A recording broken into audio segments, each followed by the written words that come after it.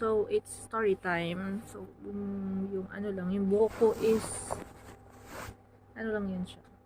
Kasi meron akong heater na nakatapat. So, malamig kasi ngayon sa kwarto ko. Ayan, may heater. So, naglalagay ako ng heater. Kasi malamig nga siya, as I said. So, anyhow, yeah guys, it's a sit down video lang. Kasi, I just wanted to give this a little update tungkol sa those who are interested to take medtech in college. This is based sa sa sa anak ko na nag-aaral sa Fatima University, Our Lady of Fatima University, Our Lady of Fatima University in Antipolo. So,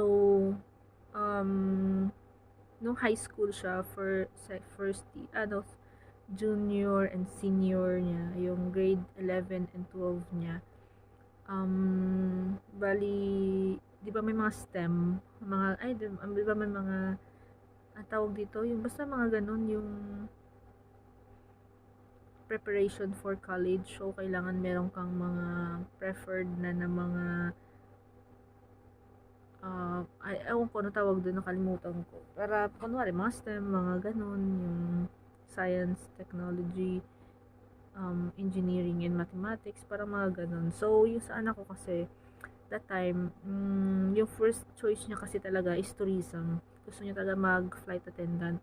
And then, nag-change yung mind niya after na nasa senior high na siya. So, gusto niya na medical field. So, nung una, napag-usapan namin na baka gusto niya ng nursing. So, sabi niya, ayaw daw niya kasi ang unang sinabi niya sa akin before is takot siya sa dugo. Ganon. And then, after that, sabi ko sa kanya, sige, mag-isip ka ko ng course na gusto mo kasi based on my experience, ayoko kasi na ako ang magtuturo sa kanya kung anong course na dapat na kunin niya kasi at the end of the day, siya naman yung mag-e-enjoy, siya naman magtatrabaho, siya naman yung magdadala niyan for life. And I know that moms knows best, pero ako nagbibigay ako ng mga options sa kanya, pero at the end of the day, siya ang magde-decide. As a parent, kailangan ko lang i-support yung anak ko kung ano yung gusto niyang gawin for her future. Gusto ko kasi na maayos yung future niya, na hindi siya pabayaan ng ganun. I'm not a perfect mom, to be exact, pero gusto ko kasing ibigay kung ano yung pwede kong ibigay sa ngayon at nagtatrabaho naman ako. So, hindi naman lahat nakukuha ng anak ko. Merong time na may gusto siya and then hesitant siya magsabi sa akin ng kung anong gusto niya. What I appreciate sa anak ko is kaya niya magtiyaga at kaya niya magtiis sa mga ganong mga bagay-bagay. Kasi in-explain ko sa kanya kung yung difference between wants and needs. So, kung kailangan naman talaga niya is binibigay ko. Pagka luho lang talaga, pinag-iisipan talaga namin bago namin pagdesisyonan kung bibilhin ba namin, gagawin ba namin, or whatsoever. So, hindi naman siya yung namimilit sa akin na kailangan niya talaga yung ganun o ganyan. So, anyways, back to the topic. Nakapag-decide siya na medtech na lang. Nung first na takot siya sa dugo, pero ngayon na-conquer niya yung ganun kasi nag-vampire na siya ngayon, nag-extract na siya ng dugo. So, good for her. At least, nai-enjoy niya as far, sabi niya. Ang sabi naman niya is nai-enjoy naman daw niya yung laboratory. So, which is a good, sign. And nakikita ko naman sa grades niya, na okay naman yung grades niya. I don't ask for, high grades. Bonus point na yun na mag-aral talaga siya ng todo-todo para makuha niya yung high grades. Basta ang important sa akin is mapasa niya at hindi niya ibalikan yung subject na yun kasi Guys, sa totoo lang talaga, mahal ang tuition fee. So, hindi naman ganun joke lang yung tuition. And then, may mga expenses pa na iba. Alam niyo yun. So, it's good talaga na it's a teamwork. So, from my side, I support. And then, from her side, she study. So, meron mga misunderstandings and arguments na nangyayari between a mother and, children pagdating sa pag-aaral. Pero, kailangan din nating iparealize sa kanila ng yung mga do's and don'ts. Pag sumobra na, tama na, kailangan mo nang mag-step up. Alam mo yon yung gano'n. So, anyhow, sa mga nag-i-inquire about sa tuition fee for the medtech doon sa ULFO or sa University of Fatima, Antipolo, so first sem niya is sumakbo ng 33,000 pesos for one sem. So meron kayong options na pwede kayong mag-down payment ng napaka-flexible ng payment terms ng ULFO, which is really good. Merong payment terms na pwede kayong mag-down lang muna ng 2,000 pesos, I guess. Pwede na kayo ma-admit dun sa school, and then before the prelim exam, midterm and finals, magbabayad na lang kayo ng partial payment, which is mga 10,000, 11,000, ganon. And then hanggang sa fully paid nyo yung tuition fee. And for the second sem, same lang din. 1 second. Meron ako nakitang ipis.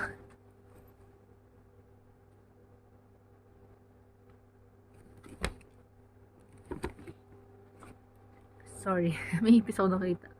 Anyhow, yun, for the second sem, nandun pa din, nasa 33,000 pesos pa din, something.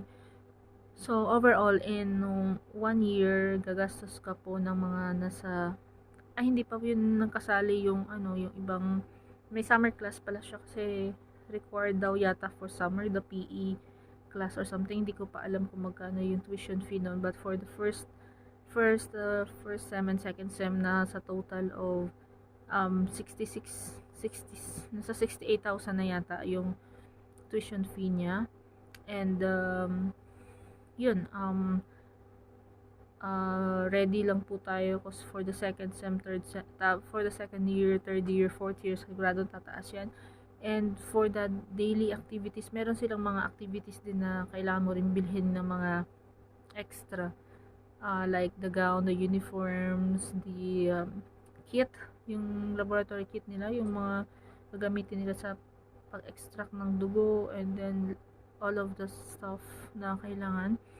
And then meron pa silang mga extra na mga ginagawa, plus pa yung mga tuition fee, yung allowances, and ayun, yung mga pambaon-baon nila everyday. So medyo mabigat, pero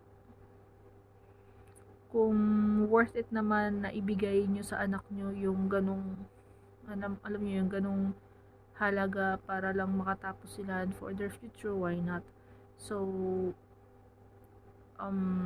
first time ko din naman gawin to, and it was not a joke, pero I know that it's worth it.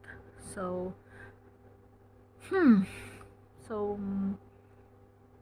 sana kayo din, huwag nyo isipin na yung gastos, isipin nyo na in the future, magagamit talaga ng anak nyo yung knowledge na natutunan nila. And alam nyo yun, malaking bagay na nilalagay nyo sa tama yung anak nyo. And for the kids naman din, it's not a joke. Support your parents, and then study well, show them na hindi lang naman sila yung nagsasacrifice, like us, we are working abroad away from you guys para lang mabigay namin kung anong pwede namin ibigay sa inyo for your future. Sana do your best din naman, and yung barkada nandyan lang yan. When it comes to failure, hindi naman nila kayo sasamahan in case na maiwan kayo and then successful na sila one day. So please always think that it's a win-win situation. Study well, that's for your future, it's not for our future. And as long na healthy pa yung mga parents nyo, grab the opportunity na kaya kayong pag-aralin. Maraming mga bata na hindi makapag-aral, gusto maging part ng life. Parang kumbaga gusto nila maging kayo na nakakapag-aral pero hirap sa buhay. Yung iba nagpa-part-time job, nagsi-self support para lang makapag-aral. So, you have this opportunity na mag-aral. So, please, mag-aral kayong mabuti. And be thankful and be grateful for all what you have in life. Prioritize the studies and hindi nyo talaga kayo magsisisi one day yung mga gusto ninyong mga happiness, yung mga gusto ninyong gawin sa buhay nyo, magagawa nyo yan one day. Meron tayong process and makagraduate lang kayo, makapasa lang kayo sa may exams ninyo, sa board exams. Malaking bagay yan, guys. Sinasabi ko sa inyo, ngayon na nagtatrabaho ako dito sa abroad, na-enjoy ko at the same time yung buhay ko. Which is sana nagkamali ako before na hindi ako nag-abroad early years. Alam mo yun. Anyhow, hindi ako nag-aral ng course na gusto ko talaga. Hindi ko siya na-push. So, hindi ko talaga siya na-enjoy. Pero ngayon na nagtatrabaho ako, na-enjoy ko naman siya. And it's, it's time for me to give back. So, ako naman ang nagpapaaral. And, I know that the course that my daughter is taking, malaking bagay yun sa kanya for the future. And pag nakapagtrabaho na siya and whatsoever, malaking bagay sa kanya yung pag-i-enjoy niya, magagawa niya kung anong mga gusto niyang gawin, masusuportahan niya lahat ng luho niya, lahat ng gusto niyang gawin, lahat ng gusto niyang, alam mo yun, yung gusto niyang ibigay sa future family niya, mabibigay niya, lahat-lahat yun, nakadepende sa kanya yun. So, mag-aral ng mabuti and always, be thankful and pray that every day you will survive and you will be safe in everyday's routine, in school, in travel, and for your family and friends, your parents also away from you. So, good luck, guys. Study hard and for my daughter, thank you so much for doing your best, and I will always be here to support you. We might have some misunderstanding. I might get mad, but know that I always support. I will always support and love you no matter what. You just try to understand my situation as well. And, you and me will be forever. I will support you, and I know what I'm doing is for the best of you. And thank you for doing your part, and thank you for appreciating each and everything. And mag-ingat lagi. I love you. See ya, guys. Thank you so much for watching, and see you on my next vlog.